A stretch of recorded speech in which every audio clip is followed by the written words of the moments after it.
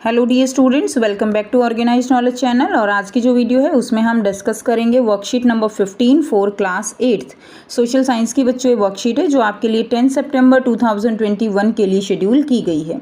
आज की जो वर्कशीट है स्टूडेंट्स उसमें हम चैप्टर 8 कन्फ्रंटिंग मार्जिनलाइजेशन उसी को कंटिन्यू करते हुए हम पढ़ेंगे how to protect the rights of the एससीज एंड एसटी। जो एससी एसटी हैं उनके जो राइट हैं, उनके जो अधिकार हैं, उनको हम कैसे प्रोटेक्ट कर सकते हैं।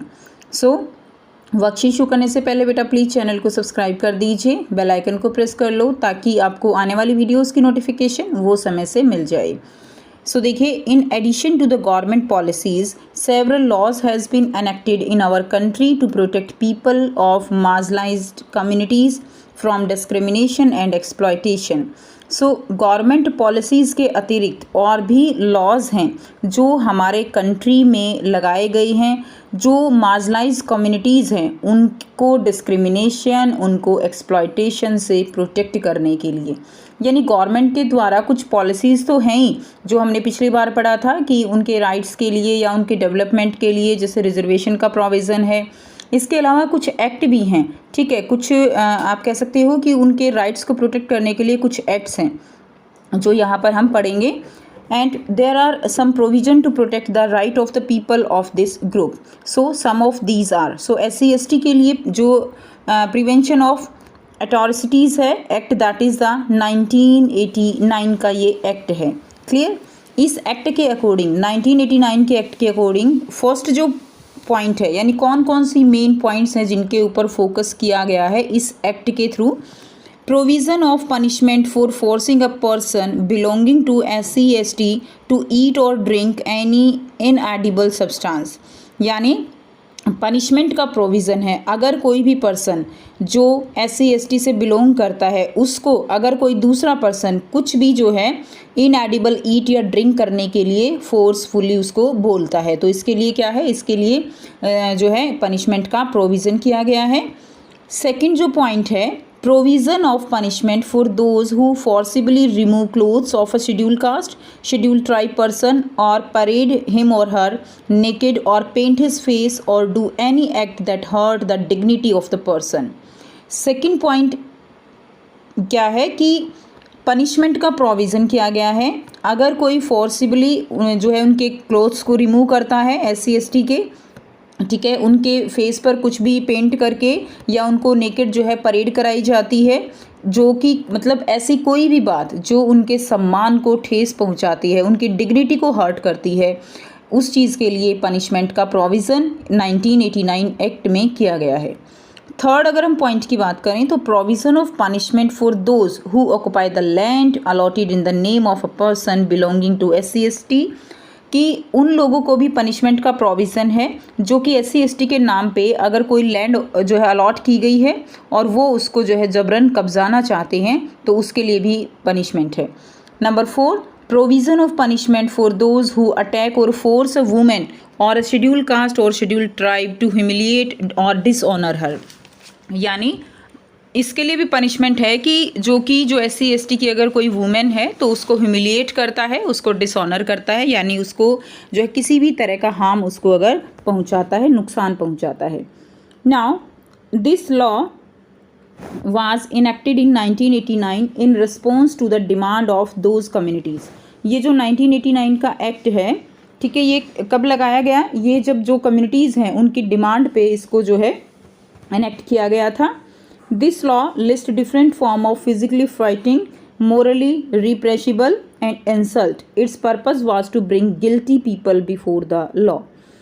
इसमें उन लोगों को सामने लाना था जो SC ST हैं उनको फिजिकली डराते हैं, ठीक है, या रिप्रीहेंसिबल इंसल्ट, उनकी जो है एक तरह से इंसल्ट करते हैं, तो उनको कानून के सामने लाने के लिए ये एक्ट जो है उनको इनेक्ट किया गया था। Now demand of Adivasi tribes and act of 1989, कि जो आदिवासी हैं उनकी भी डिमांड इस एक्ट से जुड़ी हुई है।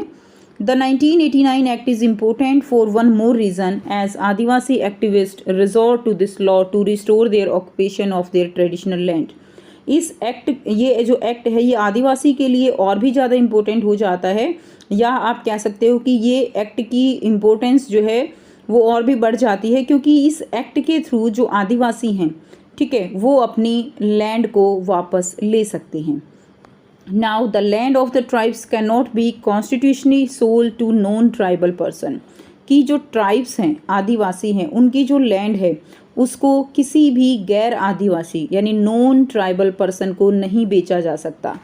वेयर दिस हैज़ हैपन, जहाँ भी ऐसा हुआ है, they should get their land back to maintain the dignity of the constitution. अगर कहीं पर ऐसा हुआ है तो वो लोग अपनी लैंड को वापस ले सकते हैं कॉन्स्टिट्यूशन की डिग्निटी को मेंटेन करने के लिए। Now tribal activist C.K. Chanu alleges the government of various states are not behind in violating the constitutional laws of the tribes। जो एक्टिविस्ट हैं, ट्राइबल एक्टिविस्ट हैं, एक उनके कार्यकर्ता जो होते हैं C.K. चानू, उन्होंने गवर्नमेंट के ऊपर ही जो है ब्लेम किया है कि गवर्नमेंट ही उनके जो कॉन्स्टिट्यूशनल लॉज हैं ट्राइब्स के, उनको एक तरह से वायलेट करने में उनका ही हाथ है। Clear? Now it is this government that allow non-tribal intruders to exploit the tribal land in the name of timber trade, paper mill, etc. and to dislodge the tribes from their traditional forest। इसमें क्या कहा गया है बच्चों कि ये government ही है जो कि नॉन ट्राइबल जो इंट्रूडर्स हैं, नॉन ट्राइबल जो लोग हैं, उनको एक तरह से अलाउ करती है ट्राइबल लैंड को एक्सप्लॉइट करने के लिए, यानी जो फॉरेस्ट हैं उनको यूज़ किया जाता है कभी टिम्बर के लिए, लकड़ी के लिए, पेपर मिल इंडस्ट्रीज़ जो है उनके लिए, और उन लोगों को अलाउ किया जाता है इंटरफेयर करने के लिए फॉरेस्ट में। और वहाँ पे जो लोग रह रहे हैं, डिसलोज द ट्राइब, डिसलोज का मतलब होता है उनको वहाँ से निकाल दिया जाता है फ्रॉम देयर ट्रेडिशनल फॉरेस्ट, क्योंकि जो आदिवासी हैं वो तो फॉरेस्ट में ही रहते हैं, उनके पास ऐसे जो है सिटीज़ में नहीं रहते वो लोग, तो उनको वहाँ से क्या किया जाता है, निकाल दिया जाता है अपने फ़ायदे के लिए। गवर्नमेंट जो है अपना फ़ायदा देखती है। Now apart from this people are being evicted from the forest by declaring them as reserve और sanctuary। अब इसके अलावा पीपल जो है वहाँ से फॉरेस्ट से निकाल दिए जाते हैं कि ये कहकर कि जो फॉरेस्ट हैं उनको जो है उनको रिज़र्व कर दिया जाता है या उनको सेंचुरी बना दिया जाता है। सेंचुरी या रिज़र्व बनने के बाद वो गवर्नमेंट प्रॉपर्टी हो जाती है और एक टूरिज्म प्लेस जो है वो उसको बना दिया जाता है। Now miss Chanu also says that when the government can spend a lot of money for the construction of industrial or other project on the land taken away from the tribes, then why hesitate to spend a little to rehabilitate these displaced people। इनका कहना है कि जब government जो industries हैं, जो other project हैं उस लैंड पे बनने वाले, उनके लिए इतना पैसा जो है, इतना पैसा लगाती है कि तो क्या वहाँ से जो लोग हटाए गए हैं उनके ऊपर जरा सा भी खर्च नहीं कर सकती। ठीक है, अब यहाँ पर बच्चों आपको 4 क्वेश्चंस दिए गए हैं, बहुत ही इजी जो है ये क्वेश्चन है जिनके आंसर आपको करने हैं। So let's discuss. First question है, what was the need of enacting the schedule caste and schedule tribes prevention of atrocities act 1989। So जो 1989 का एक्ट है उसकी नीड जो है SC/ST के लिए क्यों हुई। So in order to protect the people of marginalised communities from discrimination and exploitation in the country apart from government policy there was a need to enact act 1989। तो उनको डिस्क्रिमिनेशन और exploitation से बचाने के लिए इस एक्ट की जो है ज़रूरत हुई। नेक्स्ट देखिए, सेकेंड क्वेश्चन है, what are the main provisions of the scheduled caste and scheduled tribes prevention of atrocities act 1989। तो इसमें क्या क्या प्रोविज़न किए गए हैं। फर्स्ट प्रोविज़न है provision of punishment for forcing them to eat और ड्रिंक एनी डर्टी सब्सटेंस। अगर कोई भी डर्टी सब्सटेंस जो है खिलाया या पिलाया जाता है तो उसके लिए पनिशमेंट है। Punishment for hurting human reputation, अगर उनकी रेपुटेशन को कोई पनिश कर जो है हर्ट करता है तो पनिशमेंट है।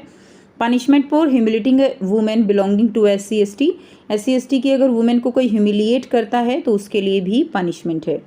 नेक्स्ट देखिए, क्वेश्चन नंबर 3 है, describe the ways by which the tribal habitats are shrinking. आपको वो वेज जो है वो डिस्क्राइब करने हैं जिनसे जो ट्राइबल हैबिटेट्स हैं वो क्या हो रही है, उनका जो एरिया है वो श्रिंक कर रहा है, छोटा हो रहा है।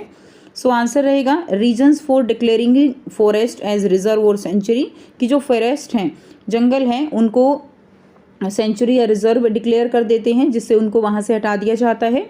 Second, exploitation of land bye non tribal infiltrates in the name of timber trade, paper mill etcetera, कि जो एक्सप्लॉयटेशन है लैंड का नॉन ट्राइबल जो कह सकते हो पीपल हैं उनके द्वारा, टिम्बर ट्रेड के नाम पर, पेपर मिल के नाम पर, तो इससे भी जो है क्या है उनका एरिया छोटा होता जा रहा है। नेक्स्ट देखिए क्वेश्चन नंबर 4 है, how the demands of the tribes were met by the act of 1989, कि जो ट्राइब्स की डिमांड हैं वो जो है कैसे यहाँ से कंप्लीट होती हैं, फुलफिल होती हैं by the act of 1989। So under this rule adivasi land can not be sold to any non tribal person, कि जो लैंड है उसको किसी नॉन ट्राइबल पर्सन को सेल नहीं किया जा सकता। And by this they maintain their hold on their land, तो इससे अब क्या है कि वो अपनी लैंड पर जो है अपना होल्ड रखे हुए हैं। ठीक है, तो ये थी बच्चों आपकी आज की एसएसटी की वर्कशीट। आई होप सभी स्टूडेंट्स को क्लियर है। कोई भी डाउट है तो आप पूछ सकते हो। वीडियो अच्छी लगे तो प्लीज़ लाइक कर दीजिए, शेयर कर दीजिए और चैनल को सब्सक्राइब कर लीजिए। So thanks for watching. मिलते हैं नेक्स्ट वीडियो में नेक्स्ट वर्कशीट के साथ। Take care.